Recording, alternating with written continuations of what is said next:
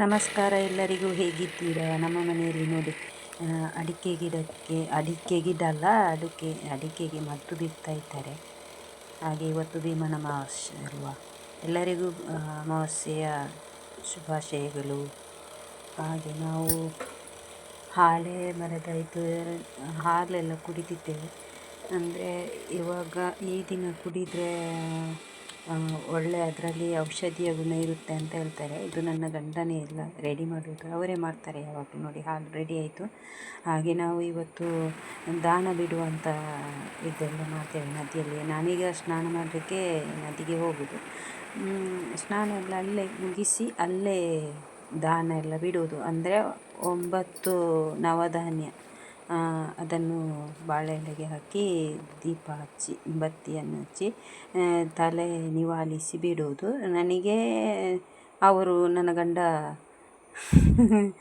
ಇದನ್ನು ಎಲೆಯನ್ನಿಗೆ 3 ಸಲ ತಲೆಗೆ ನಿವಾಳಿಸಿ ಬಿಡ್ತಾರೆ. ಮತ್ತು ಅವರಿಗೆ ನಾನು ಹಾಗೆ ಅವರ ತಲೆಗೆ 3 ಸಲ ನಿವಾಳಿಸಿ ನಾನು ಇದು ಮಾಡೋದು. ಮತ್ತು ಬಿಡೋದು ಅವರು, ನನ್ನ ಎಲೆಯನ್ನು ನಾನು ಬಿಡೋದು. ಹಾಗೆ ಅದೆಲ್ಲ ಇವತ್ತು ಮಾಡೋದು, ಭೀಮನ ಅಮಾವಾಸ್ಯೆ ದಿವಸ ಮಾಡೋದು. ಅದಲ್ಲಿ ತುಂಬ ಜೋರು ಮಳೆ ಬರ್ತಾಯಿತ್ತು. ನಾನಿಲ್ಲಿ ಸೌಂಡು ಮ್ಯೂಟ್ ಮಾಡಿದ್ದೆ, ಅಷ್ಟು ಜೋರು ಮಳೆ ಇತ್ತು. ಹಾಗಾಗಿ ಕಷ್ಟ ಆಗ್ತಾಯಿತ್ತು. ನಾನೀಗ ದೇವಸ್ಥಾನಕ್ಕೆ ಹೋಗ್ತಾ ಇದ್ದೀನಿ ನೋಡಿ. ಇದು ಕೂಡ ಅಲ್ಲಿ ಸೇತುವೆ, ಇಲ್ಲಿ ದೇವಸ್ಥಾನದ ಹತ್ತಿರ ನಮ್ಮಲ್ಲಿಂದ ಹೋದ ನದಿ ಇದು, ಅಲ್ಲಿಂದಲೇ ಬರುವಂಥ ನೀರು ಇದು.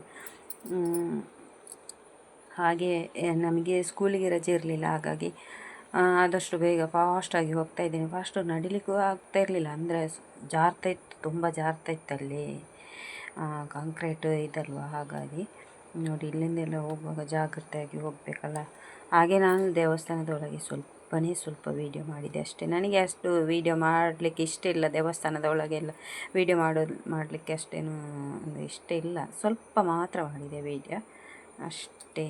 ಮತ್ತು ಅಲ್ಲಿ ನನ್ನ ಗಂಡ ಇದ್ದರು, ಅವರು ಬೈತಾರೆ ನನಗೆ ನದಿಯಲ್ಲಿ ಕೂಡ ಬೈದಿದ್ದಾರೆ, ಸಾರಿ ಬೈದಿದ್ದಾರೆ. ನಾನು ಅದಕ್ಕೆ ಮ್ಯೂಟ್ ಮಾಡಿದ್ದೇನೆ. ಅಲ್ಲಿ ನಿನ್ನ ಮೊಬೈಲ್ ದೀಪನ ಇಜ್ಜ ಅಂತ ಹೇಳ್ತಾರೆ, ಅಂದರೆ ತುಳು ಭಾಷೆಯಲ್ಲಿ ಹೇಳ್ತಾಯಿದ್ರು. ನಿನ್ನ ಮೊಬೈಲ್ ಅಲ್ಲಿ ಇರ್ತೀಯೇ ಇಲ್ವಾ ಅಂತ. ಅಲ್ಲಿ ಗಣಪತಿ ದೇವರು, ಇಲ್ಲಿ ಮಹಾಲಿಂಗೇಶ್ವರ ದೇವರು.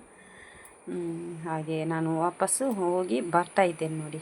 ಬರುವಾಗ ಸ್ವಲ್ಪ ಸೈಡಿಗೆ ಬಂದು ನಾನು ವೀಡಿಯೋ ಮಾಡಿದೆ ನೋಡಿ. ಅಲ್ಲಿ ಆಗ್ತಾ ಇರಲಿಲ್ಲ, ಅಷ್ಟೊಂದು ಜಾರ್ತಾಯಿತ್ತು ನೋಡಿ, ಎಷ್ಟು ನೋಡಿ ಹೇಗೆ ಇದ್ದೆ ಅಂತ. ಅಲ್ಲಿ ತುಂಬ ಕಷ್ಟಪಟ್ಟು ಅಲ್ಲಿ ಸೈಡಿಗೆ ಬಂದು ಸ್ವಲ್ಪ ಮೊಬೈಲ್ ಬಿದ್ದರೆ ಗೋವಿಂದ ಅಲ್ಲಿ. ಹಾಗೆ ನಾನು ವಾಪಸ್ಸು ಬರ್ತಾ ಇದ್ದೇನೆ ಇವಾಗ.